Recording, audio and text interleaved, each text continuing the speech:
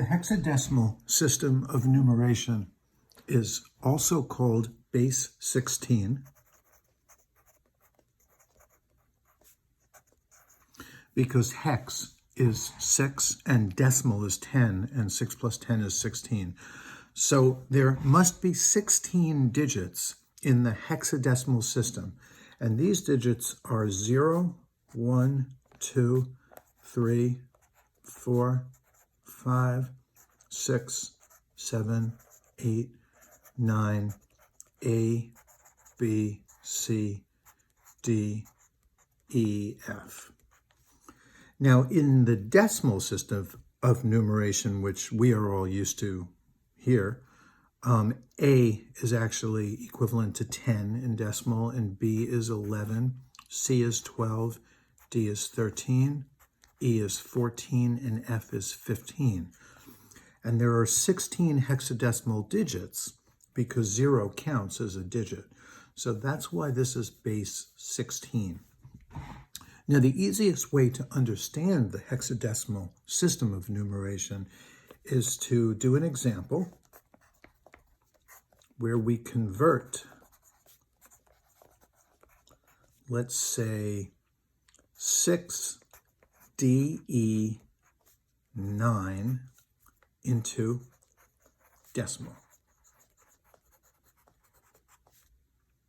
And some people will put a little 16 as a subscript to indicate to the reader that this is a hexadecimal numeral. So how do we do this? Well, the first thing we need to do is realize that since this is base 16, the hexadecimal system of numeration is based on powers of 16. So let's write out the place value. This is 16 to the 0th power. This is 16 to the 1st power. This is 16 to the 2nd power. And our final digit is 16 to the 3rd power. Okay, good so far.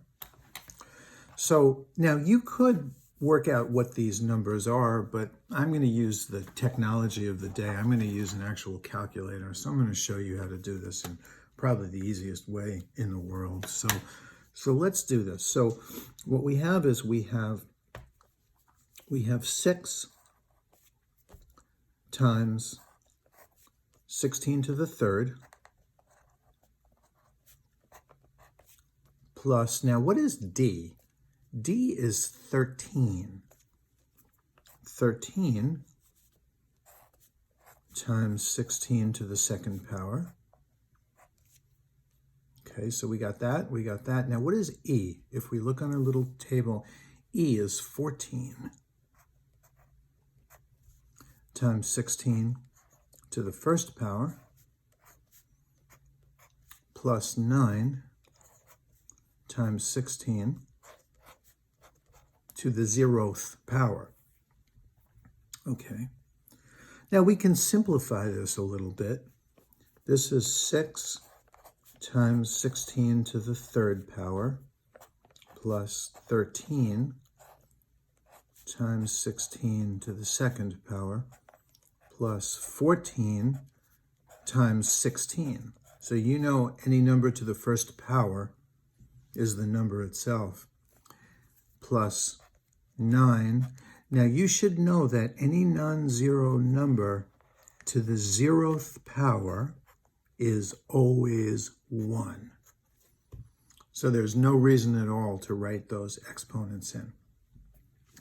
Now we're doing this on a calculator because this is for a college class, and in college you're not only allowed to use a calculator, but you should be encouraged to use all of the technology. So here's how you're going to put this into your calculator. I'm using the Casio FX300 MS solar powered, which is about $12, and I own no stock in the Casio company, and I do like this calculator. So what you do is you hit the 6 button, and then the times button, and then 16, and then the exponent button, and then the 3 button, and then the plus button, And let me just show you, if you see the calculator, see this little button here? This is the exponent button. And I'm going to show you how to put that in a sec. So we've done this part here. So maybe I'll put a little check here. And then we have plus 13 times 16. And there's actually an x squared button. So that'll save you a little bit of time. Plus 14, and that's a button.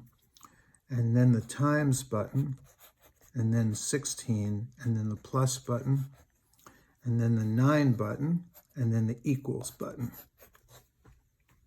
Now I'm going to show you how to enter all that into the calculator. So let me make sure it's in the frame.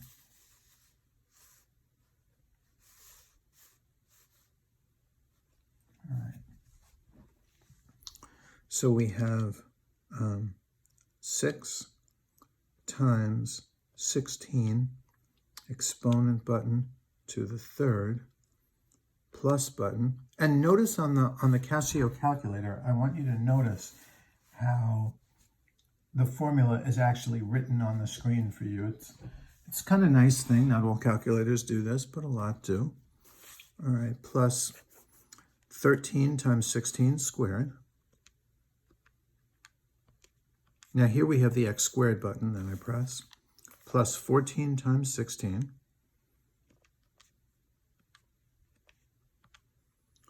plus 9,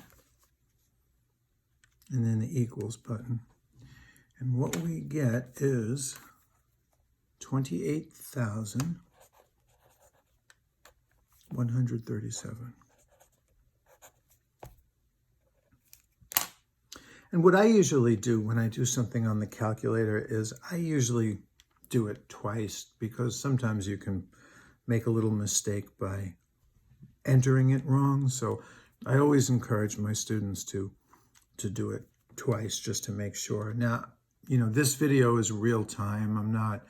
I didn't prepare it, you know, I'm doing it the way I would teach it in a class. So I'm going to do it once more just to make sure. 6 times 6 raised to the third, plus 13 times 16 squared, plus 14 times 16 plus 9. We get 28,137. So I did it twice, just the way I would encourage you guys to do on an exam. I got the same answer, and this is all there is. There's nothing more involved in this, in converting hexadecimal to decimal. So if you like this video, subscribe, click the notification bell, give me a thumbs up, and if there's anything you didn't understand, shoot me a comment and I'll make you a personal video.